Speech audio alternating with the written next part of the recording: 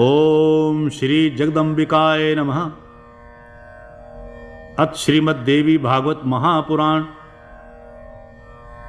5वां स्कंध और पहला अध्याय। राजा जनमेजय ने कहा, प्रभो भगवती योगेश्वरी के चरित्र कहने की कृपा कीजिए। व्यास जी कहते हैं, राजन, पूर्व समय की बात है, धरातल पर महिषासुर नामक एक राजा था। महिषासुर ने अत्यंत कठिन तप किया तथा ब्रह्मा जी से किसी के हाथ ना मरने का वर प्राप्त किया। ब्रह्मा जी ने उसे वर दिया कि स्त्री को छोड़कर वह सबके हाथ अबध्य हो। राजा जनमेजय ने पूछा, महिषासुर किसका पुत्र था? उस महाबली दैत्य की उत्पत्ति कैसे हुई थी? उसे महिष का रूप कैसे मिल गया था? व्यास जी कहते हैं, महाराज, धनु के जगत प्रसिद्ध 2 पुत्र थे। उनके नाम थे रंभ और करंभ। उन दोनों की दानवों में बड़ी प्रतिष्ठा थी। वो दोनों संतानहीन थे। अतः पुत्र होने के लिए तपस्या करने लगे। पंचनद के पावन जल में तपस्या आरंभ हुई। करंभ जल में डूबकर दुष्कर तप करने लगा और रंभ प्रशस्त दूध वाले वट वृक्ष के नीचे गया और पंचाग्नि की व्यवस्था करके तपस्या में लीन हो गया। दोनों दैत्यों की स्थिति का पता लगाने पर शचीपति इंद्र स्वयं पंचनद पहुंचे। ग्राह का भेष धारण करके उन्होंने जल में प्रवेश किया तथा तपस्या करते हुए क्रंभ के पैर पकड़ ली। इस प्रयास से दुराचारी क्रंभ की जीवन लीला समाप्त हो गई। व्यास जी कहते हैं, रंभ के तप से प्रसन्न होकर अग्निदेव प्रकट हो गए और रंभ से वर मांगने को कहा। रंभ ने कहा, मैं त्रिलोकी पर विजय पाने वाला पुत्र चाहता हूं। तब अग्निदेव ने रंभ से कहा, बहुत ठीक, तुम्हारी अभिलाषा पूर्ण होगी। महाभाग रंभ, जिस सुंदरी भार्या पर तुम्हारा मन डिग जाए, उसी के गर्भ से महान पराक्रमी पुत्र तुम्हें प्राप्त होगा। व्यास जी कहते हैं, उनकी बात सुनकर दैत्यवर रंभ ने चरणों में मस्तक झुका दिया और वह अपने स्थान की ओर चल दिया। पशु भावापन्न राक्षस तो था ही, काम भाव से एक महिषी पर उस दानवराज की दृष्टि पड़ गई। उस समय वह भैंस भी जवानी के मद में चूर थी, होनी बड़ी प्रबल है। उसके वीर्य से वह महिषी गर्भवती हो गई। एक समय की बात है, कोई एक दूसरा भैंसा उस भैंस पर टूट पड़ा। अतएव उस भैंसे को मारने के लिए रंभ स्वयं सामने आ गया। उस भैंसे ने उन तीखे सींगों के द्वारा रंभ के हृदय में गहरी चोट पहुंचाई। इससे उसके प्राण शरीर से अलग हो गए। अपने स्वामी रंभ के मर जाने पर वह बेचारी महिषी भय से अत्यंत घबराकर वहां से एक बट वृक्ष के नीचे जाकर यक्षों की शरण में चली गई। उस भैंस की रक्षा करने के लिए यक्ष भैंसे का सामना करने के लिए तत्पर हो गए।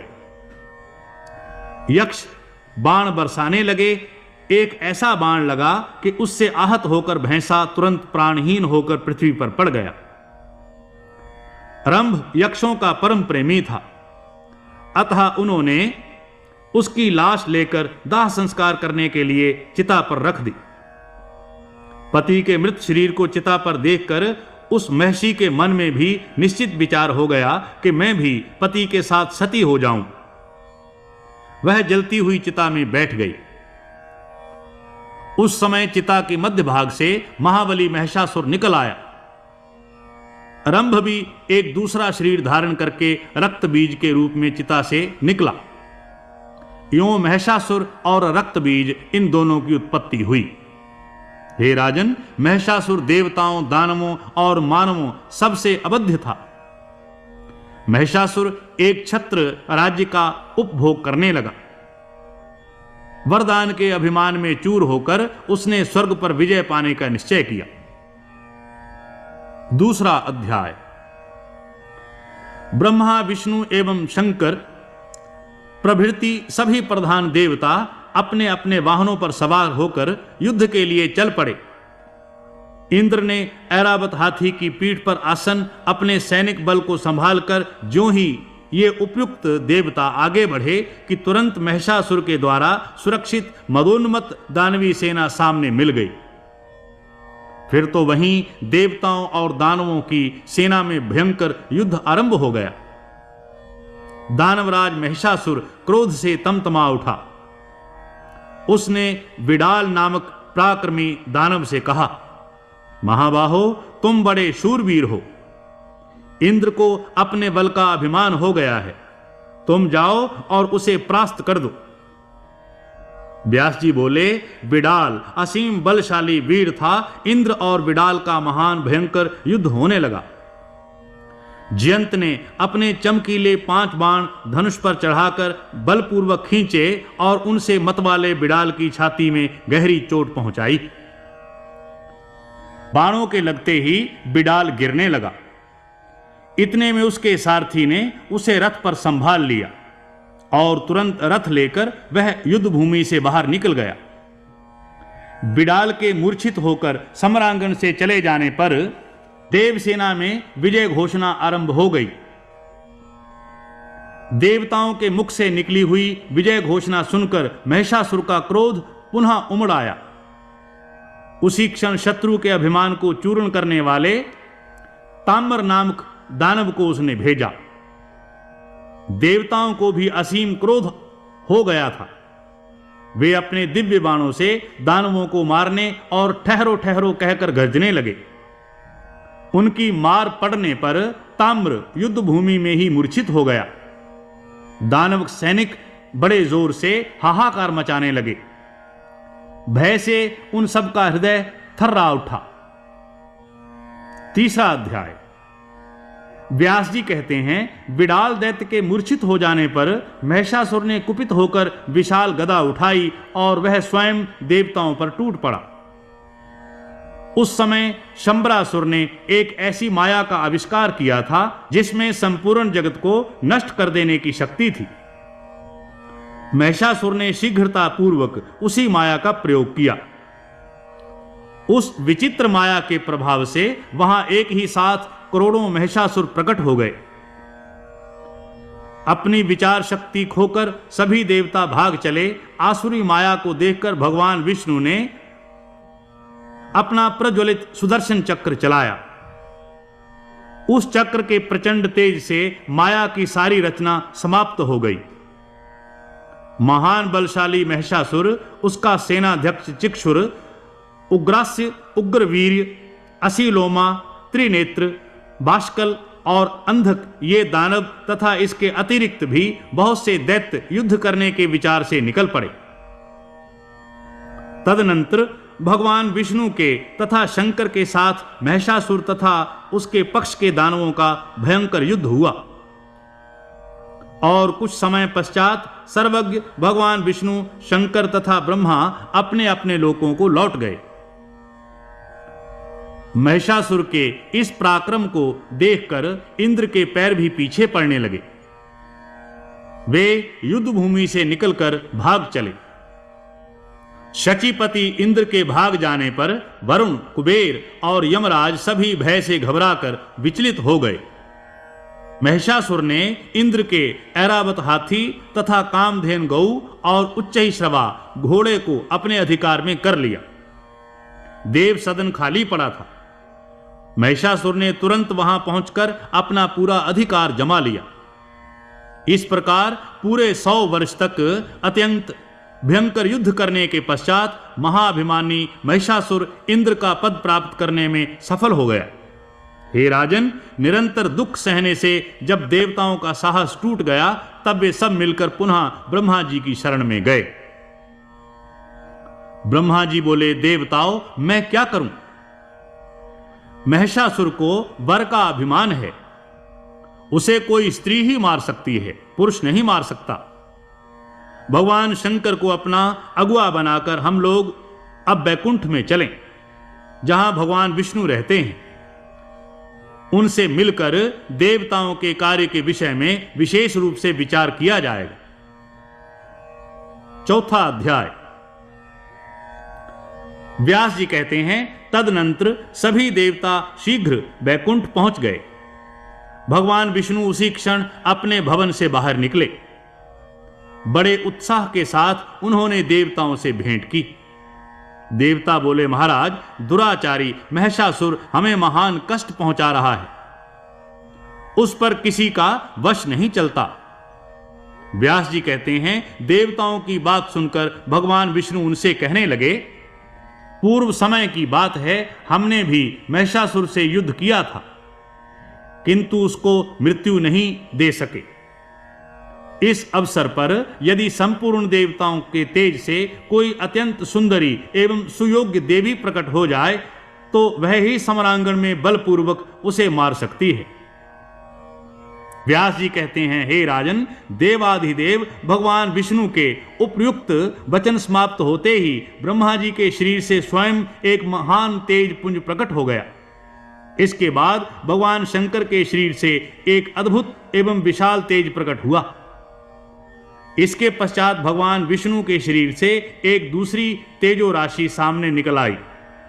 फिर इंद्र के शरीर से एक अलौकिक एवं दुस्सह तेज प्रकट हुआ।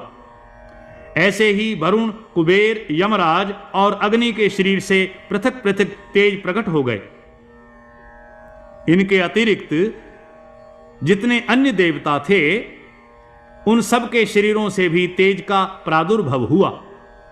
सबके विग्रह से निकले हुए तेज एकत्रित हुए और उनका एक महान प्रज्वलित पुंज बन गया। सब देख रहे थे, इतने में ही देवताओं का वह तेज पुंज एक परम सुंदरी स्त्री के रूप में परिणत हो गया। वही भगवती महालक्ष्मी कहलाईं। उनमें सत्व, रज, तम तीनों गुण वर्तमान थे। संपूर्ण देवताओं के तेज से प्रकटित वह देवी 18 भुजाओं से शोभा पा रही थी। हे राजन, इस प्रकार तेज पुंज से सुंदर आकार वाली वह देवी प्रकट हो गईं। तब भगवान विष्णु ने समस्त देवताओं से कहा, अब देवता लोग इस देवी को अपने सभी प्रकार के आभूषण और आयुध प्रदान करें। व्यास जी कहते हैं, भगवान विष्णु के वचन सुनकर संपूर्ण देवता आनंद पूर्वक अपने अस्त्र शस्त्र, आभूषण और वस्त्र तुरंत भगवती को देने लगे। जब कल्याणमयी भगवती आभूषणों से अलंकृत होकर हाथ में आयुध लिए हुए विराजमान हुई, तब त्रिलोकी को मुग्ध करने वाले उनके दिव्य दर्शन पाकर देवता उनकी स्तुति करने में संलग्न हो गए। व्यास जी कहते हैं, देवताओं के स्तुति करने पर संपूर्ण सुख प्रदान करने वाली महादेवी का मुखमंडल प्रसन्नता से खिल उठा। देवी बोली, देवताओं, अब उस मूर्ख महिषासुर से आप निडर हो जाइए। मैं शीघ्र ही उस अज्ञानी दैत्य को संग्राम में मार डालूंगी। व्यास जी कहते हैं, देवताओं से यों कहकर देवी ने अट्टहास पूर्वक उच्च स्वर से गर्जना की। उस महान शब्द को सुनकर दानव डर गए। उस अद्भुत शब्द से पृथ्वी कांप उठी।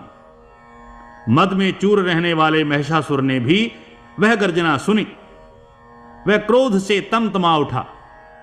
शंकित होकर उसने उपस्थित दानवों से पूछा, यह क्या हो रहा है? और आज्ञा दी, इस विशिष्ट ध्वनि के विषय में जानकारी प्राप्त करने के लिए दूत अभी चले जाएं। महिषासुर के इस प्रकार आज्ञा देने पर दूत भगवती जगदंबा के पास पहुंचे। भगवती की झांकी पाकर दूत शीघ्र महिषासुर के पास उपस्थित होकर उन्होंने गर्जना का कारण व्यक्त करना आरंभ किया। दूत बोले, हे दानेश्वर, एक कोई सुंदरी स्त्री दृष्टिगत हो रही है। उसके सभी श्रृंगार वीर रस के हैं। अद्भुत रस वाली वह सुंदरी नारी भयानक प्रतीत हो रही है। महिषासुर ने मंत्री से कहा, वीर, सेना लेकर जाओ, उस सुंदरी को सुरक्षित रूप में मेरे पास ले आओ, क्योंकि कजरारे नेत्रों वाली उस नारी को मैं प्रसन्नता पूर्वक पटरानी बनाना चाहता हूं। व्यास जी कहते हैं, महिषासुर के वचन सुनकर उसका प्रधानमंत्री तुरंत भगवती जगदंबा के पास गया और भगवती के प्रति बोला, हे महाभागे, मेरे स्वामी जगत विजयी हैं। महिषासुर उनका नाम है। मन को मुग्ध करने वाला सुंदर रूप बनाकर तुम आई हो। यह सुनकर वे तुमसे मिलना चाहते हैं।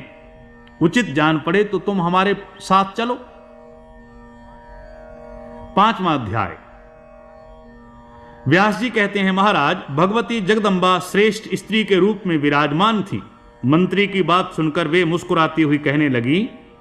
देवी ने कहा, हे मंत्रीवर, संपूर्ण दैत्यों को मारने के लिए ही मैं प्रकट होती हूं, इसलिए आज मेरा यहां आना हुआ है। उस पापी महिषासुर के पास जाकर उससे कहना, हे मूर्ख, मेरे बाण तेरे शरीर को लक्ष्य बनाएं, इसके पूर्व ही पाताल चले जाने में तेरी कुशल है। हे असुर, यदि तेरे मन में युद्ध करने की इच्छा हो तो अभी अपने संपूर्ण महाबली वीरों के साथ यहां चला आ। व्यास जी कहते हैं, मंत्री राजा महिषासुर के पास लौट आया और प्रणाम करके उसने यूं कहना आरंभ किया। मंत्री ने कहा, राजन, सिंह पर बैठी हुई वह देवी वस्तुतः बड़ी ही सुंदरी है। हे राजन, वह सुंदरी असीम बल के अभिमान में चूर है। महिषासुर ने कहा, महाभाग ताम्र, तुम युद्ध करने के लिए निश्चित विचार करके जाओ। उस स्वाभिमानिनी सुंदरी स्त्री को धर्म पूर्वक परास्त करके मेरे पास ले आओ। व्यास जी कहते हैं, ताम्र ने महिषासुर की बातें सुनकर सेना साथ ले ली और उसे प्रणाम करके वह युद्ध के लिए चल पड़ा। ताम्र ने उस भगवती को देखा। उस समय देवी सिंह पर सवार थीं। ताम्र भगवती जगदम्बा से कहने लगा, हे देवी, महिषासुर तुम्हारे रूप और गुणों पर अपने को निछावर कर चुके हैं। तुमसे अपना विवाह करने के लिए उनकी हार्दिक अभिलाषा है। 6ठा अध्याय। व्यास जी कहते हैं, ताम्र की बात सुनकर भगवती उससे कहने लगी। देवी ने कहा, हे ताम्र, तेरा मूर्ख स्वामी महिषासुर अब मृत्यु को गले लगाना चाहता है। व्यास जी कहते हैं, इस प्रकार कहकर भगवती जगदम्बा ने बड़ी अद्भुत घोर गर्जना की। उस शब्द को सुनकर ताम्र का मन भय से व्याप्त हो गया और वह वहां से भागकर महिषासुर के पास चला गया। अत्यंत क्रोधित होकर दानवेंद्र महेश ने बाष्कल और दुर्मुख को देवी जगदम्बा को बलपूर्वक पकड़कर लाने की आज्ञा दी। व्यास जी कहते हैं, महाबाहु बाष्कल और दुर्मुख वहां से चल पड़े। मदोन्मत्त दानव समरांगण में पहुंच गए। वहां भगवती जगदम्बा विराजमान थी। वे दानव पूरी शक्ति लगाकर देवी के ऊपर बाण बरसाने लगे। फिर तो बाष्कल और देवी में अत्यंत भयंकर युद्ध आरंभ हो गया। भगवती के पास एक अर्धचंद्र नामक बाण था। उससे उन्होंने बाष्कल के धनुष को छिन्न भिन्न कर दिया। तब वह दैत्य हाथ में गदा लेकर मारने के लिए देवी पर टूट पड़ा। देवी क्रोध से उबल उठी। त्रिशूल से उसकी छाती में भीषण प्रहार किया। चोट लगते ही बाष्कल जमीन पर गिर पड़ा और उसके प्राण पंखेरु उड़ गए। बाष्कल के मर जाने पर अत्यंत शक्तिशाली दुर्मुख समरांगण में देवी के सामने उपस्थित होकर युद्ध करने लगा। अब भगवती चंडिका और दुर्मुख दोनों में परस्पर घमासान लड़ाई होने लगी। भगवती जगदम्बा ने अपनी तीखी तलवार से किरीट सहित उसके मस्तक को धड़ से अलग कर दिया। 7वां अध्याय। व्यास जी कहते हैं, दुर्मुख युद्ध में काम आ गया। यह समाचार सुनकर महिषासुर ने कहा, दुर्मुख और बाष्कल बड़े शूरवीर दानव थे। एक सुकुमार कन्या के हाथ वे युद्ध भूमि में सदा के लिए सो गए। यह कितने महान आश्चर्य की बात है। व्यास जी कहते हैं, हे राजेंद्र, इस प्रकार अमित पराक्रमी महिषासुर के कहने पर उसका सेनाध्यक्ष महारथी चिक्षुराक्ष बोला, राजन, एक स्त्री के मार डालने में कौन सी चिंता की बात है। मैं उसका वध अवश्य कर डालूंगा। यों कहकर कुछ सैनिकों को साथ ले वह रथ पर बैठा चल दिया। दूसरे शक्तिशाली ताम्र को उसने अपना अंगरक्षक बना लिया। व्यास जी बोले, बल के अभिमान में मत वाले रहने पर दानवों ने भगवती पर बाण वर्षा प्रारंभ कर दी। भगवती ने अपने तेज बाणों से चिक्षुराक्ष के बाण काट डाले और बहुत से वीर उसके साथ आ रहे हैं। तब उन्होंने शंख ध्वनि आरंभ कर दी। उस समय भगवती और चिक्षुराक्ष दोनों का वह परस्पर युद्ध आश्चर्यप्रद को प्राप्त हो रहा था। चिक्षुराक्ष और तामाक्ष दोनों असीम पराक्रमी एवं महान शूरवीर दानव थे। ताम्राक्ष के पास लोहे का बना हुआ एक बहुत सुदृढ़ मूसल था। उससे उसने सिंह के मस्तक पर चोट की तो देवी की क्रोधाग्नि भभक उठी। उन्होंने तुरंत अपनी चमचमाती हुई तलवार से दानव का मस्तक धड़ से अलग कर दिया। ताम्राक्ष की ऐसी स्थिति देखकर चिक्षुराक्ष ने झट तलवार उठा ली और वह भगवती चंडी की ओर दौड़ा। हाथ में तलवार लेकर सामने आते हुए उस दानव को देखकर भगवती ने उस पर 5 बाणों से प्रहार किया। देवी के एक बाण से चिक्षुराक्ष की तलवार कट गई, दूसरे बाण से उसका हाथ साफ हो गया और अन्य बाणों से उसका मस्तक धड़ से अलग हो गया। इस प्रकार चिक्षुराक्ष और ताम्राक्ष इन दोनों राक्षसों का निधन हो गया। इनके मर जाने पर सारी दानव सेना भयभीत होकर चारों दिशाओं में भाग चली। ऋषि, देवता, गंधर्व, बेताल, सिद्ध और चारण इन सब के मुंह से बार बार भगवती चंडिका की विजय घोषणा होने लगी। व्यास जी कहते हैं, देवी ने चिक्षुराक्ष और ताम्राक्ष को मार दिया। यह समाचार सुनकर महिषासुर के आश्चर्य का ठिकाना न रहा। तब उसने देवी का वध करने के लिए बहुत से अमित बलशाली दैत्यों को जाने की आज्ञा दी। उन दैत्यों में असिलोमा और विडालाक्ष ये प्रमुख दानव थे। उन्होंने कवच पहन लिए, हाथों में अस्त्र शस्त्र ले लिए और विशाल सेना के साथ समरांगण में जा उपस्थित हुए। पहले विडालक्ष ने देवी के ऊपर 7 बाण चलाए।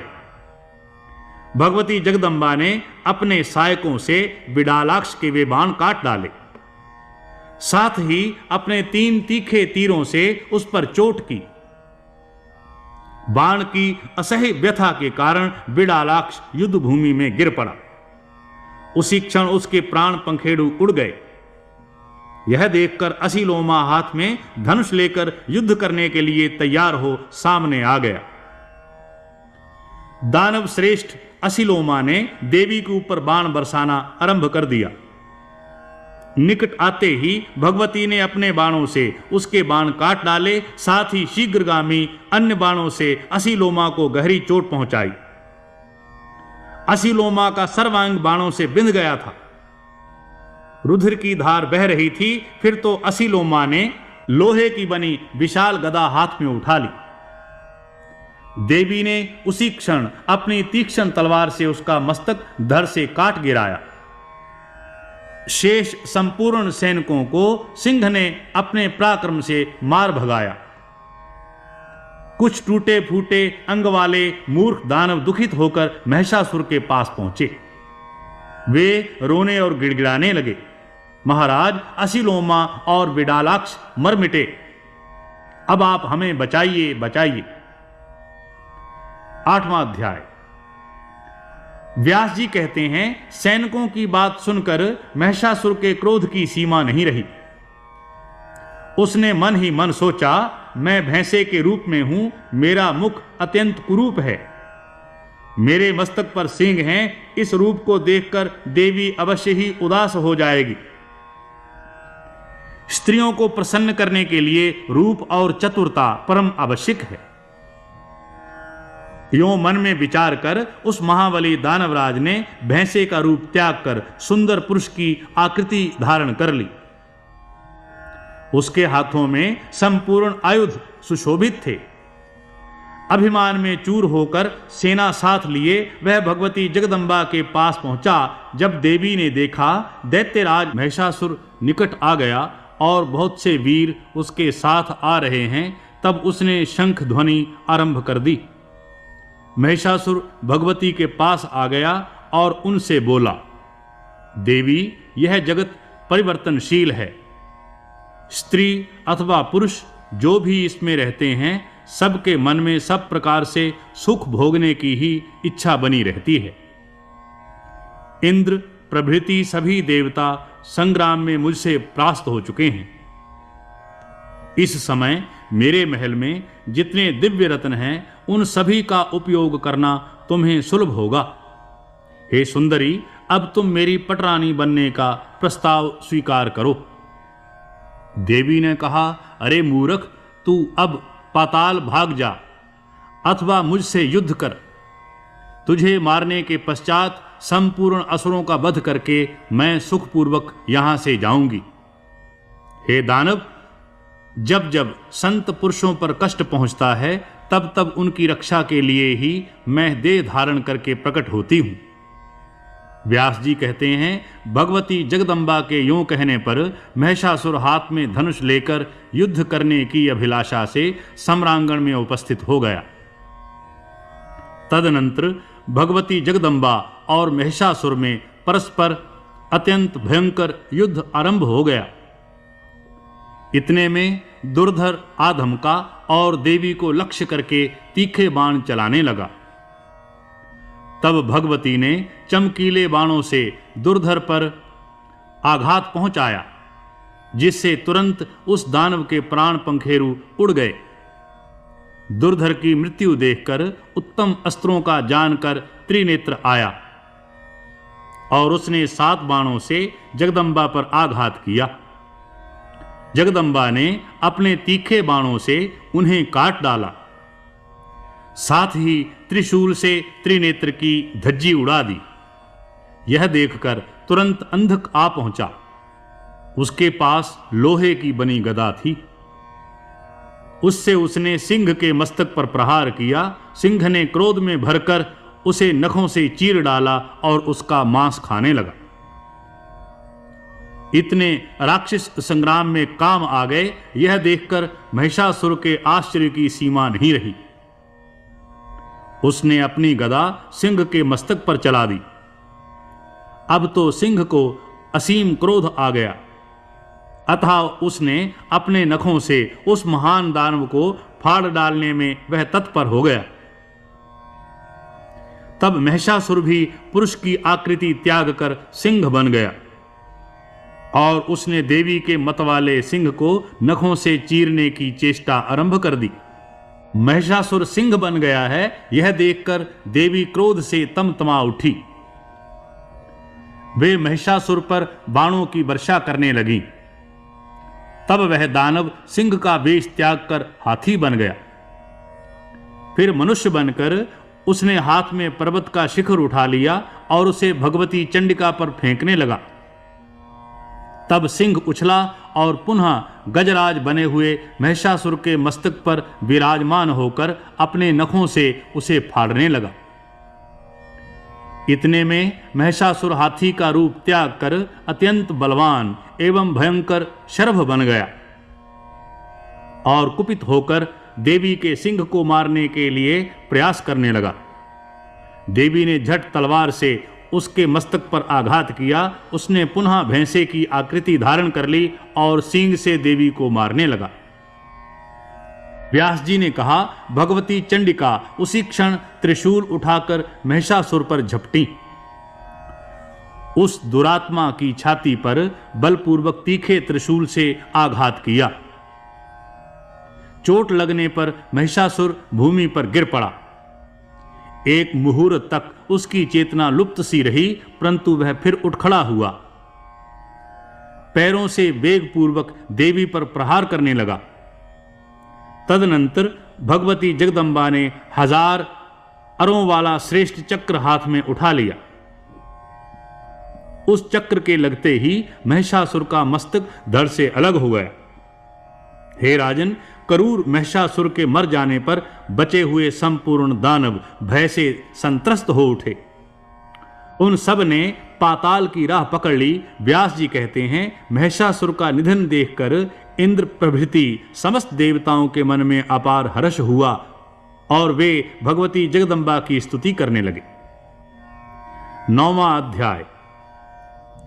व्यास जी कहते हैं, राजन सुनो, देवी का उत्तम चरित्र संपूर्ण प्राणियों को सुख देने वाला, समस्त पापों का नाश करने वाला है। शुंभ और निशुंभ ये 2 भाई बड़े बलवान राक्षस थे। किसी भी पुरुष के द्वारा इन शूरवीरों की मृत्यु संभव नहीं थी। ये बड़े दुराचारी और घमंडी थे। भगवती के साथ इनकी घमासान लड़ाई हुई और उस अवसर पर ये मार डाले गए। इसी युद्ध में महान भुजा वाले चंड और मुंड, अत्यंत भयंकर रक्त बीज एवं धूम्रलोचन नामक राक्षस भी समरांगण में काम आए। राजा जन्मेजय ने पूछा, पूर्व कालवर्ती ये कौन दानव थे? यह सभी प्रसंग विस्तार पूर्वक कहने की कृपा कीजिए। तब व्यास जी बोले, राजन, प्राचीन समय की बात है, शुंभ और निशुंभ नाम से विख्यात 2 दानव पाताल से भूमंडल पर आए। वे दोनों सगे भाई थे। परम पावन पुष्कर तीर्थ में जा अन्न और जल का परित्याग करके वे तप करने लगे। तपस्या लगातार 10,000 वर्षों तक चलती रही। अंत में लोक पितामह भगवान ब्रह्मा जी उन पर संतुष्ट होकर हंस पर सवार हो वहां पधारे। व्यास जी कहते हैं, दीन होकर गदगद वाणी से वे ब्रह्मा जी से मधुर वचन कहने लगे। देव देव, दया सिंधो, ब्राह्मण, यदि आप प्रसन्न हैं तो हमें अमर बनाने की कृपा करें। तो ब्रह्मा जी बोले, तुम कैसी असंभव बात के लिए प्रार्थना कर रहे हो? सभी प्राणी सर्वथा मरणशील हैं, इसमें संशय नहीं किया जा सकता। अतएव तुम दूसरा कोई अभिलषित वर मांगो, मैं उसे पूरा कर सकता हूं। ब्रह्मा जी के वचन सुनकर शुंभ और निशुंभ कुछ क्षण तक विचार में पड़े रहे। पश्चात बोले, कृपा सिंधो, देवता, मानव, मृग, पक्षी किसी भी पुरुष के द्वारा हमारा मरण न हो। स्त्री से हमें कोई डर नहीं है, क्योंकि वह तो स्वाभाविक ही अबला होती है। व्यास जी कहते हैं, शुंभ और निशुंभ की बात सुनकर ब्रह्मा जी उन्हें अभिलषित वर देकर प्रसन्नता पूर्वक अपने स्थान पर पधार गए। ब्रह्मा जी के ब्रह्मलोक सिधार जाने पर शुंभ और निशुंभ भी अपने घर लौट गए। घर पहुंचकर उन्होंने शुक्राचार्य को पुरोहित बनाया। शुंभ बड़ा भाई था, अतएव उसे राजगद्दी पर बैठने का अधिकार प्राप्त हुआ।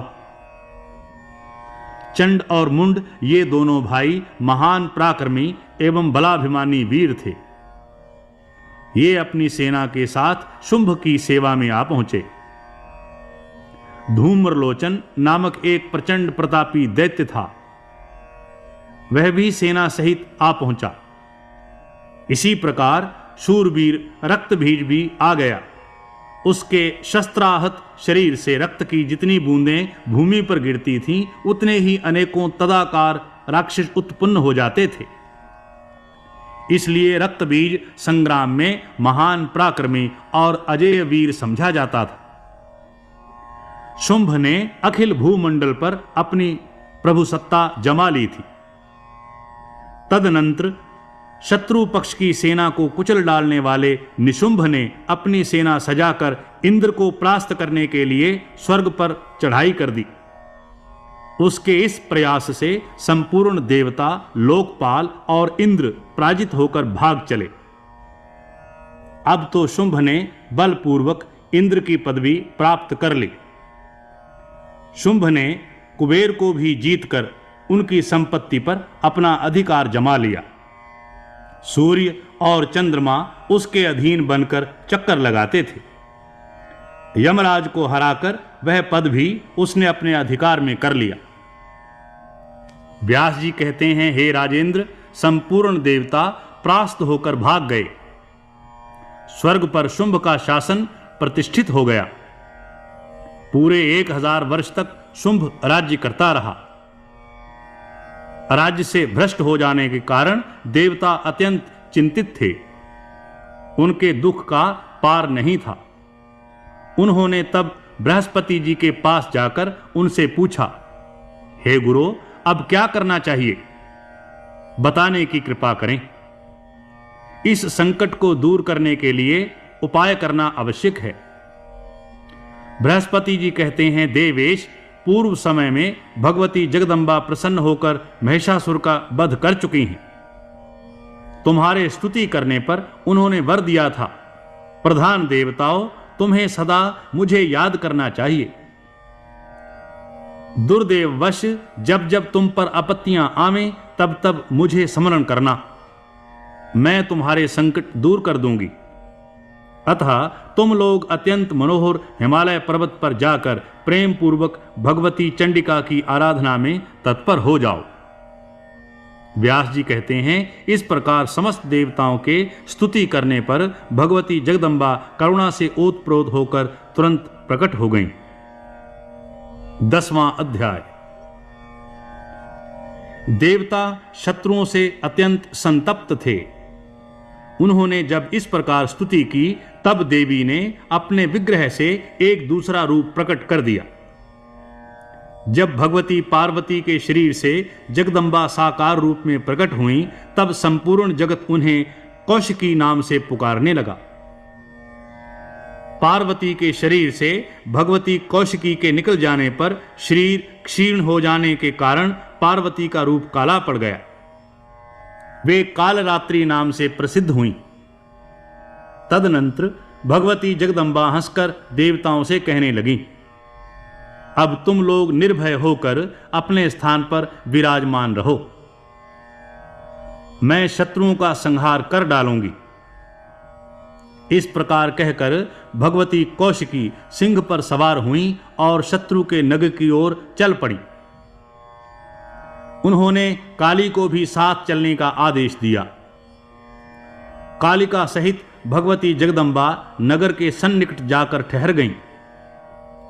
शुंभ के 2 सेवक थे, जिनके नाम चंड और मुंड थे।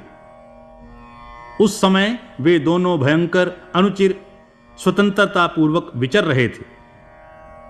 वे वहां आए और उन्होंने दिव्य रूप धारिणी भगवती जगदम्बा को देखा।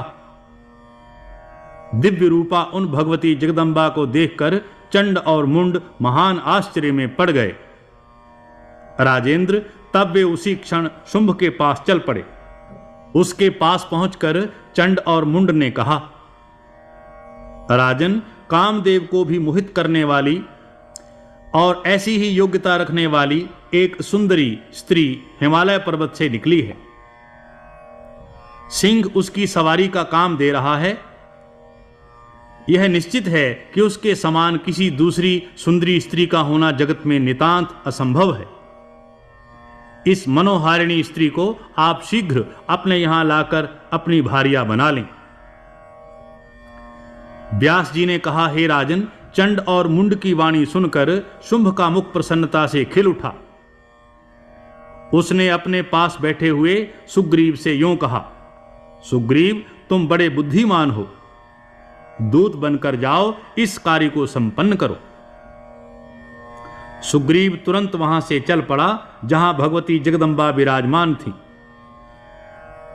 वह उनसे कहने लगा, सुजघने, शुंभ बड़े शूरवीर पुरुष हैं। तीनों लोकों पर उनका पूर्ण अधिकार है। तुम उनको अपना पति बना लो, फिर तुम तीनों लोकों की स्वामिनी बनकर सर्वोत्तम भोग भोगोगी। श्री देवी बोली, निशुंभ तथा अत्यंत पराक्रमी राजा शुंभ को मैं जानती हूं, परंतु राक्षेंद्र, मेरे विवाह में एक अड़चन है।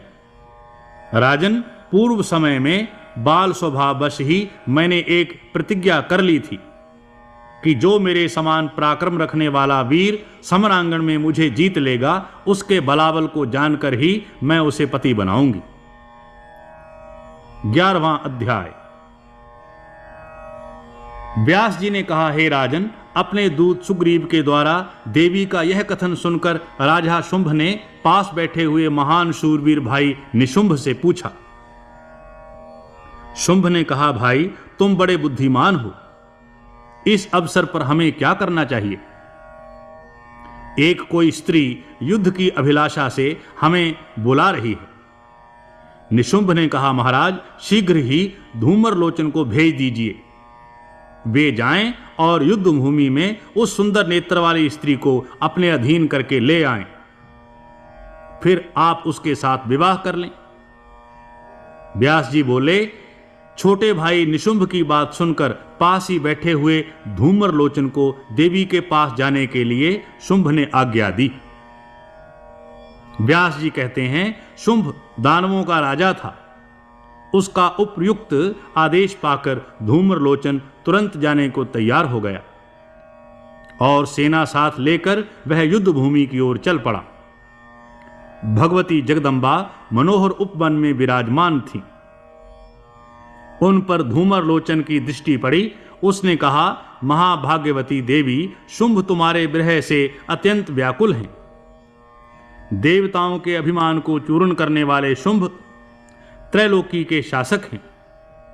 तुम उनकी पटरानी बनकर अनुत्तम सुख भोगने के स्वावसर को हाथ से मत खोवो।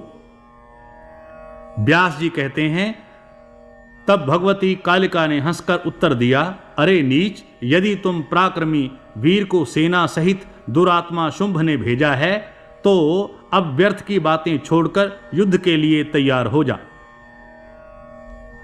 देवी को क्रोध आ गया है।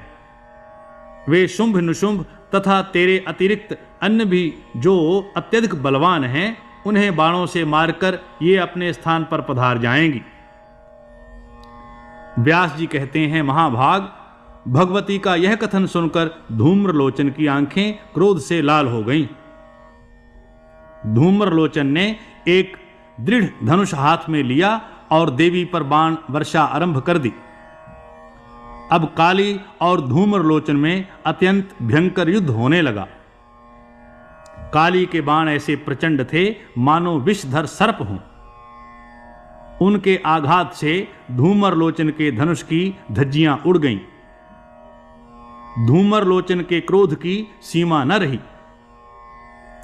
एक लोहमय सुदृढ़ परिघ उठाकर वह देवी के रथ के सन्निकट आ गया। इतने में भगवती जगदम्बा ने ऐसा हुंकार किया कि उसके प्रभाव से धूम्रलोचन जलकर राख हो गया। यह देखकर सैनिकों के हृदय में अत्यंत आतंक छा गया। वे तुरंत भाग छूटे। तदनंतर राजा शुंभ ने चंड मुंड से कहा, चंड और मुंड, तुम दोनों अपनी संपूर्ण सेना के साथ अभी यात्रा पर चल दो। मद से उन्मत्त रहने वाली वह स्त्री बड़ी निर्लज्ज है। उसे मार डालना तुम्हारी यात्रा का मुख्य उद्देश्य होना चाहिए। काली को समरांगण में परास्त करके पकड़ लो। यदि वह अंबिका पकड़ी जाने पर भी नहीं आती तो उसे तीखे बाणों से मार डालो। 12वां अध्याय। व्यास जी कहते हैं, महाबली चंड और मुंड बड़े शूरवीर थे। शुंभ की उपयुक्त आज्ञा पाकर वे विशाल सेना को साथ लिए उसी क्षण समरांगण में जा धमके। बल के अभिमान में चूर रहने वाले उन दानवों ने तुरंत धनुष टंकारना आरंभ कर दिया। देवी ने भी शंख बजाया, जिसकी तुमुल ध्वनि से दशों दिशाएं गूंज उठी। महाबली सिंह भी क्रोध में भरकर गरज उठा। तदनंतर देवी का चंड और मुंड के साथ परस्पर युद्ध आरंभ हो गया। क्रोध में भरकर काली पराक्रमी असुरों को हाथ में पकड़ती और उन्हें मुख में डालकर दांतों से चूर चूर कर देती। ऐसे ही सारथी सहित घोड़ों और रथों को भी मुख में डालकर वे दांतों से चबाने लगी। अब चंड और मुंड अपनी सेना का यूं संहार होते देखकर बाणों की अनवरत दृष्टि से काली को ढकने के प्रयास में लग गए। तीखे तीरों से काली ने चंड पर चोट की। देवी के बाणों से अत्यंत व्यथित होने के कारण वह मूर्छित होकर भूमि पर पड़ गया। अपने भाई को धाराशायी देखकर मुंड का मन क्षुब्ध हो उठा। वह रोष में भरकर काली के ऊपर बाण बरसाने लगा। देवी ने अर्धचंद्राकार बाण से मुंड पर आघात किया। यद्यपि मुंड महान बलशाली था, फिर भी देवी के इस बाण की चोट को वह सह न सका और तुरंत ही भूमि पर लौट गया। उस समय दानवी सेना में बड़े जोर से हाहाकार मच गया। कुछ देर में मूर्छा दूर होने पर चंड ने एक विशाल गदा दाहिने हाथ में उठाई और तुरंत उससे देवी पर प्रहार किया। देवी ने चंड के गदाघात को रोककर बाण पाश का प्रयोग किया, जिससे वह दानव बंध गया। भाई को बंधा देख कवच पहने हुए मुंड हाथ में दृढ़ शक्ति लेकर आ गया। उसे देखकर देवी ने उसे भी बांधने की व्यवस्था कर दी। चंड और मुंड दोनों दानवों को खरेहे की भांति गले में रस्सी डालकर लिए हुए हास्य विलास करती हुई काली भगवती जगदम्बा के पास आईं। चंड और मुंड काली के प्रयास से उपस्थित थे। उनकी ऐसी दीनहीन दशा थी मानो सियार हों। भगवती ने मधुर वचनों में काली से कहा, रणप्रिय, तुम बड़ी विदुषी हो। शीघ्र ही देवताओं का कार्य सिद्ध करना तुम्हारा परम कर्तव्य है। काली ने तलवार से चंड और मुंड के मस्तक काट डाले। तदनंतर वे आनंद से भरकर उनका रुधिर पीने लगीं। जगदम्बा प्रसन्नता पूर्वक काली से कहने लगीं, कालिके, तुमने देवताओं का महान कार्य सिद्ध किया है। जगत में तुम चामुंडा नाम से विख्यात होगी। व्यास जी कहते हैं, मरने से बचे हुए सैनिक भागकर अपने स्वामी शुंभ के सामने उपस्थित हुए और कहने लगे, महाराज, हमें बचाइए, अब वह काली सबको खा जाना चाहती है। धनुजेश्वर सिंह भी युद्ध भूमि में खड़ा होकर दानवों को निगले जा रहा है। व्यास जी कहते हैं, दानवेश्वर शुंभ ने राक्षस प्रवर रक्तबीज को युद्ध भूमि में जाने की आज्ञा दी। रक्तबीज बोला, महाराज, आपको कुछ भी चिंता नहीं करनी चाहिए। मैं उस स्त्री को मारकर आपके अधीन कर दूंगा। एक छोटी सी लड़की कौन बड़ी वस्तु है। मेरे द्वारा बलपूर्वक युद्ध में परास्त होने के पश्चात यह आपकी दासी होकर रहेगी। व्यास जी बोले, कुरुश्रेष्ठ, इस प्रकार कहकर राक्षस प्रवर रक्तबीज रथ पर बैठकर चल पड़ा। विशाल सेना उसके साथ थी। 13वां अध्याय। वे तुरंत युद्ध भूमि में भगवती जगदम्बा के सामने आ पहुंचे और अपने तीखे तीरों से उन्होंने देवी पर चोट करना आरंभ कर दिया। अब कालिका हाथ में त्रिशूल, गदा और शक्ति लेकर दानवों को मारती हुई विचरने लगी और दानव उनके ग्रास बनने लगे। माहेश्वरी वृषभ पर बैठी हुई विराजमान थी। उन्होंने अपने वेगशाली त्रिशूल से दानवों को मारकर धराशायी करना आरंभ कर दिया। वैष्णवी के चक्र और गदा के प्रहार से बहुत से दानव निष्प्राण हो गए। ऐन्द्री के वज्र की चोट से बहुतेरे दानव धरातल पर लेट गए। बाराही का सर्वांग क्रोध से तमतमा उठा था। उन्होंने अपने थूथुन और दाढ़ों से सैकड़ों दानवों को मार डाला। नारसिंही अपने तीक्ष्ण धार नखों से बड़े बड़े दैत्यों को फाड़ने के साथ ही उन्हें निगलने भी लगी। शिवदूती के अट्टहास से ही दैत्य धरती पर पड़ जाते थे। चामुंडा और कालिका उन्हें बड़ी उतावली के साथ खाने में जुट जाती थी। रक्तबीज ने सुना दानवों में भयंकर चीत्कार मचा है और देवता बार बार जय के नारे लगा रहे हैं। वह महान बली एवं तेजस्वी दैत्य था। क्रोध के कारण उसकी आंखें लाल हो रही थी। वह देवी के सामने आ पहुंचा। व्यास जी कहते हैं, राजन, उस दानव के शरीर से जब रक्त की बूंद भूमि पर गिरती थी, तब उस बूंद से तुरंत दानव उत्पन्न हो जाते थे। उनके रूप और पराक्रम में बिल्कुल समानता रहती थी। भगवान शंकर ने उसे यह बड़ा ही अद्भुत वर दे दिया था कि तुम्हारे रक्त से असंख्य महान पराक्रमी दानव उत्पन्न हो जाएंगे। वैष्णवी देवी ने दैत्यराज रक्तबीज को चक्र से चोट पहुंचाई। चक्र से छिद जाने के कारण उसके शरीर से रक्त की धारा बह चली। उस समय जहां तहां रक्तबीज के शरीर से निकलकर रक्त की बूंदें भूमि पर गिरती थीं, वहीं वहीं रक्तबीज के समान ही हजारों राक्षस उत्पन्न हो जाते थे। ऐन्द्री ने उस भयंकर दैत्य रक्तबीज को वज्र से मारा। उससे भी रक्त की बूंदें बह चलीं और उसके रक्त से असंख्य रक्तबीज उत्पन्न हो गए। अब रक्तबीज ने भी कुपित होकर अपने पैने बाणों से देवियों को मारना आरंभ कर दिया। चंडिका अपने तीखे तीरों से उसे सब ओर से मारने लगी। अब रक्तबीज के शरीर से रुधिर की मोटी धार बह चली। उससे उस दानव के समान ही असंख्य शूरवीर उत्पन्न हो गए। अब उन अनगिनत रक्तबीजों ने देवी पर प्रहार करना आरंभ कर दिया। यह देखकर देवता भयभीत हो उठे। व्यास जी कहते हैं, इस प्रकार जब देवता भय से घबराकर अत्यंत चिंतित हो गए, तब भगवती जगदम्बा ने काली से कहा, हे चामुंडे, तुम अपना मुख फैलाकर मेरे शस्त्राघात के द्वारा रक्तबीज के शरीर से निकले हुए रुधिर को पीती जाओ। विशाल लोचने, तुम ऐसे ढंग से इस दानव का रुधिर पीती रहो कि अब एक बूंद भी पृथ्वी पर गिरने ना पावे। इस प्रकार दूसरे दानव उत्पन्न नहीं हो सकेंगे। व्यास जी बोले, जगदम्बा ने तलवार और मूसल से रक्तबीज को मारना आरंभ किया। भूखी चंडिका उसके शरीर के कटे हुए अंगों को खाने लगी। उस दैत्य के रुधिर से उत्पन्न हुए अन्य जितने भी महाबली क्रूर रक्तबीज थे, वे सभी गिरते गए और काली उन सब का रुधिर पीती गई।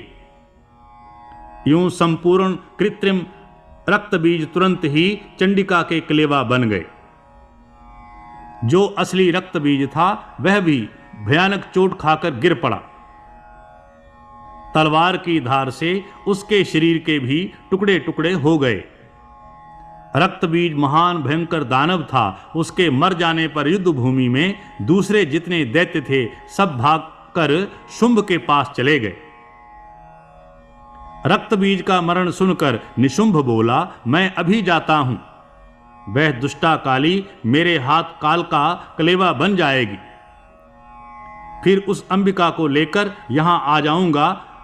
तो व्यास जी कहते हैं, इस प्रकार अपने बड़े भाई शुंभ से कहकर छोटा भाई निशुंभ कवच पहनकर एक विशाल रथ पर जा बैठा। उसके साथ बहुत बड़ी भारी संख्या में सेना थी। 14वां अध्याय। व्यास जी कहते हैं, निशुंभ महान पराक्रमी योद्धा था। दैत्यराज शुंभ भी अपनी सेना के साथ युद्ध भूमि में गया। निशुंभ ने युद्ध स्थल में पहुंचकर अपना धनुष उठाया और भगवती जगदम्बिका के ऊपर बाण बरसाना आरंभ कर दिया। भगवती चंडी ने बाण उठाए और कानों तक खींचकर उनके द्वारा सामने खड़े हुए निशुंभ को ढक दिया। फिर दोनों में परस्पर अत्यंत भयंकर युद्ध होने लगा। बलवान सिंह अयालों को झाड़ता हुआ सैनिकों को इस प्रकार पकड़ रहा था जैसे हाथी गन्ने को पकड़ रहा। तब निशुंभ अपना सर्वोत्तम धनुष चढ़ाकर दौड़ा। उसी के साथ अन्य भी बहुत से प्रधान दैत्य रोष में आकर देवी के ऊपर टूट पड़े। उसी अवसर पर शुंभ भी सैनिकों सहित सहसा आ गया और कालिका पर वार करके भगवती जगदम्बा को पकड़ने के लिए आगे बढ़ा। निशुंभ तेज धार वाली तलवार लेकर दौड़ा। तलवार से सिंह के मस्तक को चोट पहुंचाई। पैंतरे बदलते हुए भगवती जगदम्बा पर भी वार करना आरंभ कर दिया। तब देवी ने अपनी गदा से निशुंभ की तलवार के प्रहार को रोककर फरसे से उसके कंधे पर आघात किया। उस महाअभिमानी दैत्य का कंधा तलवार से आहत हो गया। फिर भी उसने उस पीड़ा को सहन कर चंडिका पर शस्त्र चलाना चालू रखा। भीषण तलवार से भगवती चंडिका ने तुरंत शुंभ के मस्तक को धड़ से अलग कर दिया। सेना में भीषण हाहाकार मच गया। हथियार फेंककर चीत्कार करते हुए वे राजभवन पर जाकर ठहरे, क्योंकि इस बीच में शुंभ लौट गया था। शुंभ तुरंत रथ पर सवार हुआ और हिमालय पर्वत के लिए, जहां भगवती जगदम्बा विराजमान थीं, चल दिया। भगवती जगदम्बा ने मधुर स्वर में कालिका से कहा, हे कालिके, तुम इस दैत्य को युद्ध में मार डालो।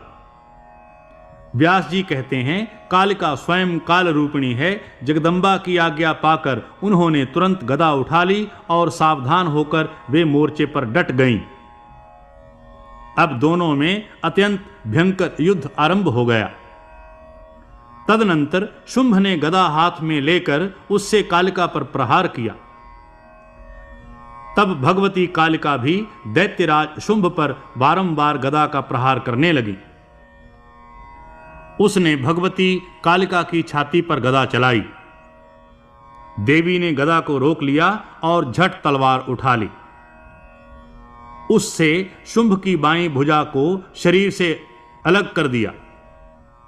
रथ टूट गया था, बाईं भुजा कट गई थी और रुधिर से सर्वांग भीग चुका था।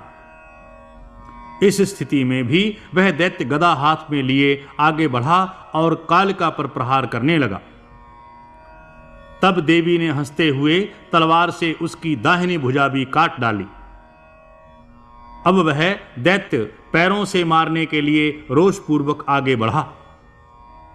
देवी ने तलवार से तुरंत उसके पैर भी काट डाले। फिर कालिका ने उसके मस्तक को झट से काट दिया। उस समय शुंभ के मृत शरीर को देखकर इंद्र सहित संपूर्ण देवता भगवती चंडिका और कालिका की स्तुति करने लगे।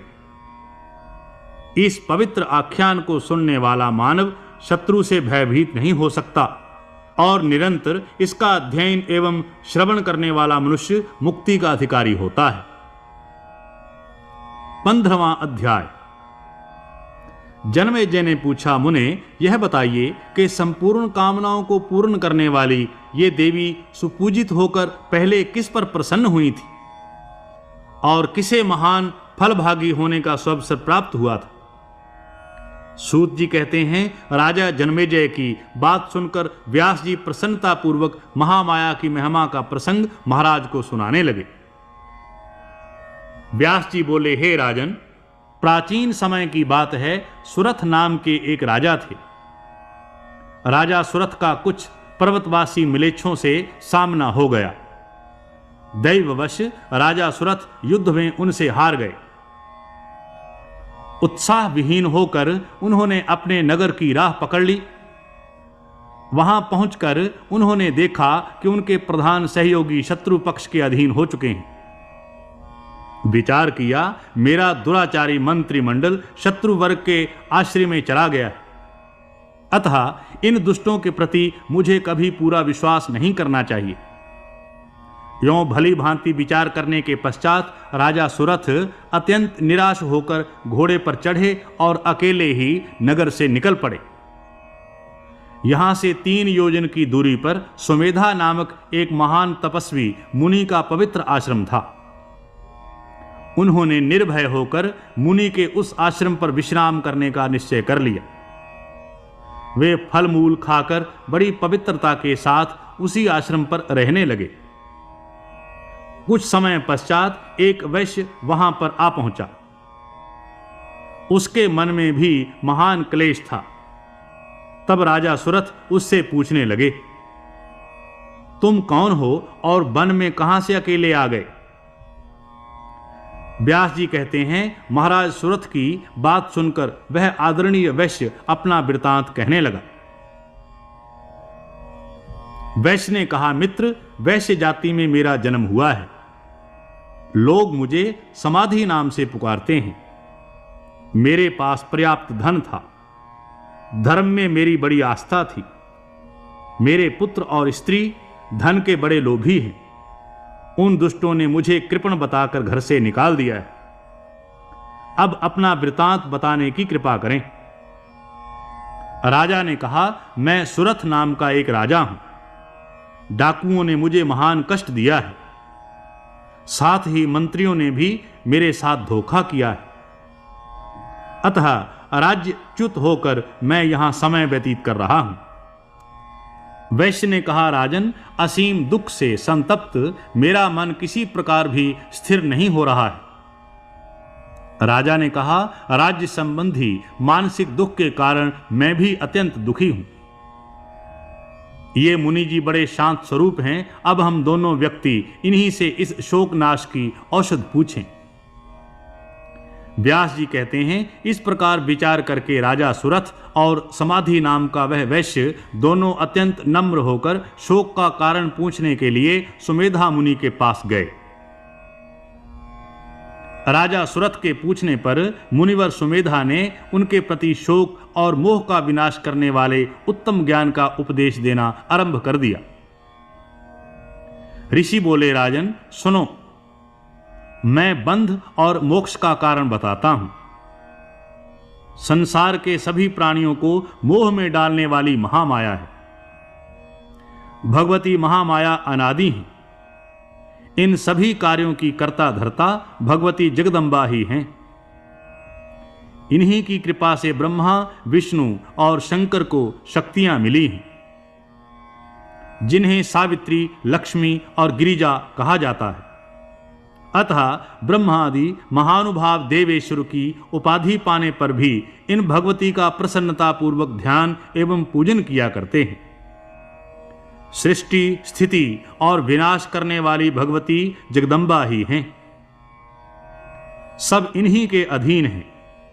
राजन, भगवती जगदम्बा का यह उत्तम महात्म्य मैंने तुम्हें सुना दिया। उनका चरित्र अनंत है।